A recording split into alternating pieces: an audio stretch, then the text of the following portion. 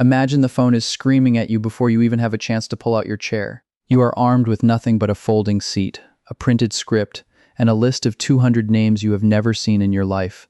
You do not know them, and they certainly do not know you. You dial the first number, and the call drops on the second ring without a single word. The second person hangs up before you can even finish your opening line. By the third call, someone is already telling you exactly where you can go. You just set the handset down, find the next name on the list, and start the process all over again. There are 40 other people in this room doing the exact same thing, and the air is thick with the hum of shared desperation. No one looks up when a call fails, and no one celebrates when one connects. Your script tells you to lead with a secret tip, something that sounds exclusive and incredibly urgent. You are selling the fear of missing out, convincing the person on the other end that a life-changing opportunity is about to vanish. Most of them are not going to miss out on anything real, but you do not realize that quite yet. Within 3 weeks, the script is burned into your brain so deeply that you no longer need the paper. By the 6th week, you throw the script away entirely because you have learned how to read the silence between the words instead. Someone in management notices your numbers climbing and moves you to a better list. You do not bother asking where those names came from or how they were gathered. You have been promoted from the chaotic open floor to the quiet, glass-walled room in the back. This room only has 4 desks for the absolute best performers from the last quarter, and now you are one of them. You are the youngest person there, surrounded by veterans who have been doing this for 2 years, and look the part. They wear perfectly pressed shirts and carry themselves with a different kind of confidence. Your job has changed significantly. You no longer open the pitch because someone else handles that cold start for you. By the time the call reaches your desk, the prospect already believes they are about to miss something huge. Your only task is to confirm that belief and turn their excitement into a wire transfer. On a random Tuesday morning, you close your first $40,000 position before most people have finished their first cup of coffee. The room goes quiet, then the applause starts. Your manager walks over and shakes your hand with a grip that says everything and nothing at the same time. That night, you feel a new kind of hunger growing inside you that you cannot quite name. By the 2nd month, you are moving $200,000 a week in client orders. The numbers just keep climbing. You are selling micro-cap stocks with thin trading volumes and almost no real institutional support. You know your clients will likely lose everything they gain before the year is over, but your commission is safe the moment the trade goes through. You understand that the firm has a promotional deal with these stocks that predates every call you have made. You know all of this and you keep dialing anyway. Your clients are loyal to you personally now, not to the firm or the floor. You have a book of 42 individuals with $11 million in combined assets sitting in your accounts. To understand how the world of money really works and stay ahead of the game, make sure you are following the Billy Finance channel and subscribe for more deep dives into the industry. They trust you by name and call your direct line, even sending gifts like expensive bottles and handwritten notes. One of them even arranged a golf weekend for you, where you smiled the entire time while feeling absolutely nothing. Managing their expectations has become far more important than managing the actual money in their accounts. You start putting your clients into new offerings before anyone else, framing it as exclusive early access.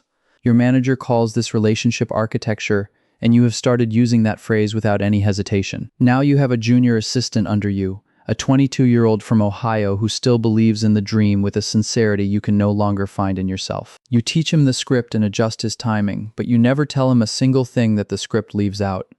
A retired doctor with $680,000 calls you, worried about his losses. You talk him into 2 more positions to create the illusion of progress, collecting a fat commission the moment he agrees.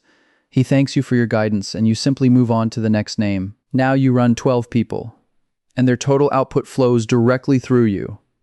You no longer think about individual people, you think about production volume and floor numbers. You sit in morning briefings and see exactly how the machine is built and which stocks are being manipulated. You realize the retail investor was never the customer. They were simply the product being moved by the operation. You do not have time to sit with that realization because you have a floor to run and a quota to hit. 12 people depend on you for their rent and car payments, and your own lifestyle has grown to match your massive income. Every morning at 8 o'clock, you tell your team to believe in what they are selling with total conviction.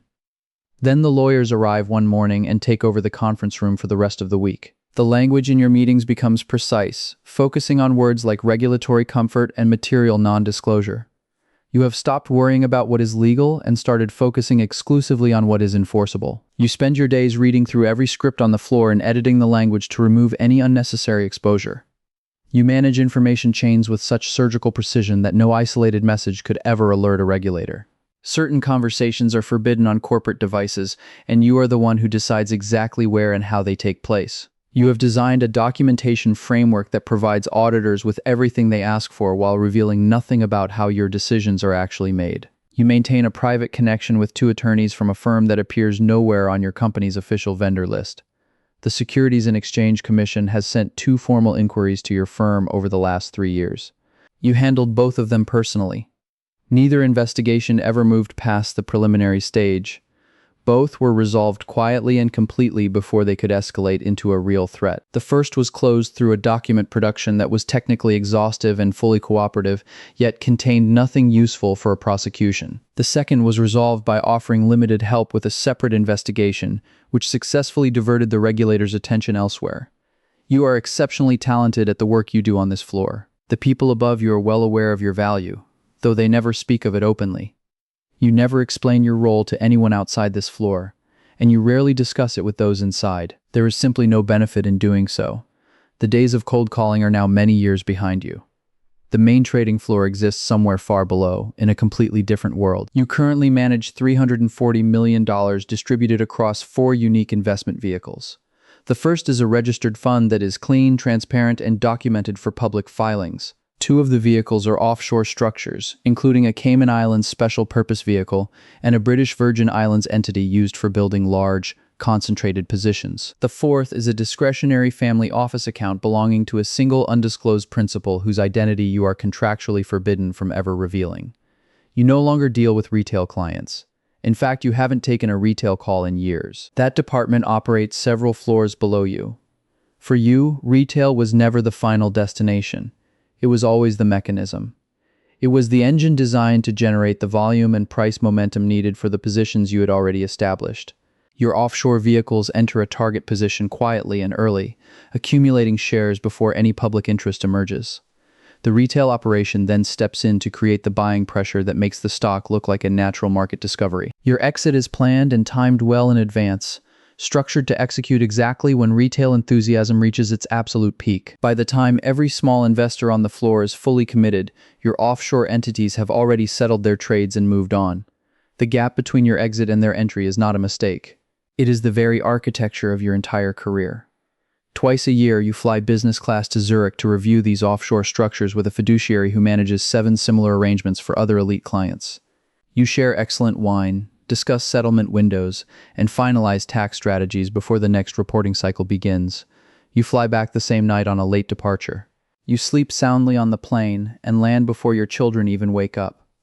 In the morning, when they ask where you went, you simply say Europe. You say it with the same casual tone someone else might use to describe a trip to the office. Sitting quietly at the kitchen table before the house wakes up, you realize you feel almost nothing about any of it. The power you carry now is completely invisible. It does not appear in any public record, official title, or legal document. You do not need a fancy office or a prestigious credential. What you need and what you possess are 3 specific phone numbers. The first belongs to a senior official within a government treasury who has known you for 11 years. The second belongs to a high-ranking regulator in the division that monitors short-selling activity across global markets. The third is a former deputy governor of a central bank who now leads a private advisory board that you quietly co-founded and funded. You haven't moved a market with a simple trade in a long time. You move them now with information, with perfect timing, and with the strategic absence of oversight. When a regulatory investigation begins to close in on someone in your network, you get the call before any official notice is ever served. When a major policy decision is being finalized in a government office, you know the outcome and its impact before the text is released to the public. When a competitor's fund becomes dangerously over-leveraged, you know exactly which call to make to ensure the pressure is applied at the perfect moment. Nothing you do at this level is documented. Every action is structured to be completely deniable if the need ever arises. You sit on 2 advisory boards whose recommendations directly shape financial regulations in multiple jurisdictions. Your name never appears in the final reports. You fund a research institution whose work consistently provides the intellectual justification for the capital structures your funds rely on. Through the proper legal channels and offshore vehicles, you have contributed to the election campaigns of 11 officials across 3 different countries.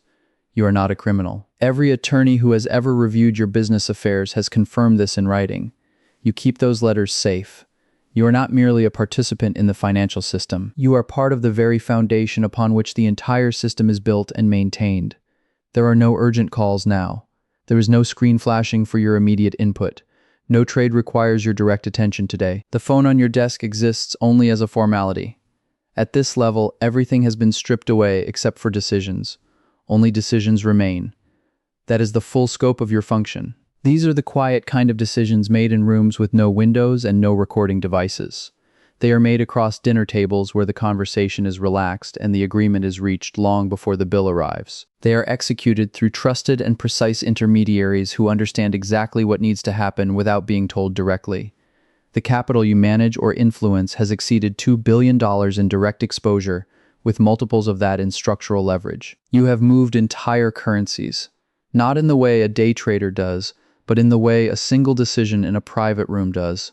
You were part of the private creditor group that restructured 2 sovereign debt instruments. That group was never publicly acknowledged.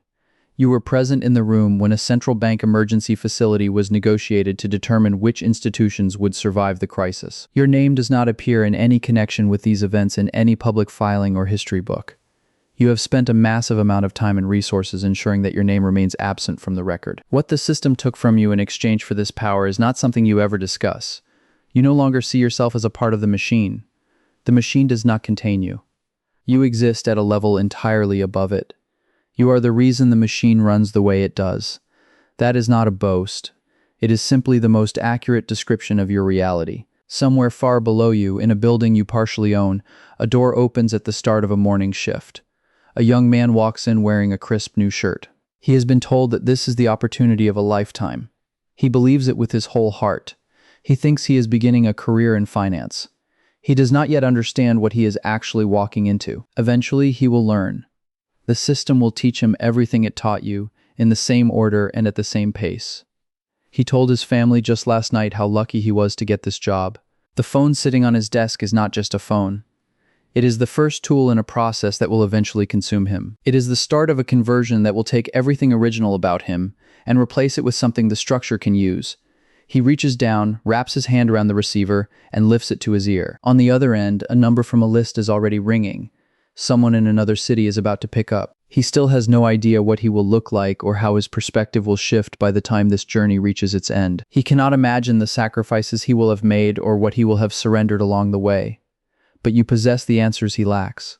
You know exactly how this concludes. In fact, you have understood the internal reality of this entire transformation for a very long time. You were the one who constructed the very room where he now sits. You are the author of the script he is currently holding in his hands. Every single item on that list was designed specifically by you. Thank you so much for watching. If you found this insightful, make sure to subscribe to Billy Finance for more deep dives into the world of money and psychology. Don't forget to drop a comment below and share your thoughts on this story. Goodbye for now, and I will see you in the next one.